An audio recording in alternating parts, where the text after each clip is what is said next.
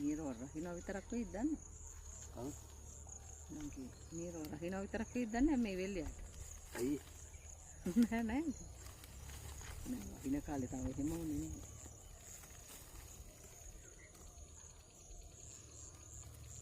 අර කට්ටිය රහිනවා නැවිලා සද්දේ.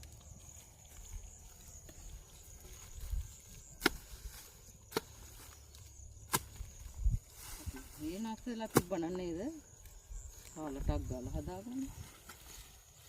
මාකට් එකේ අර ගිය අවුරුදු ඉතින් අවුරුදු ගියානේ 3 දවස් පස්සේ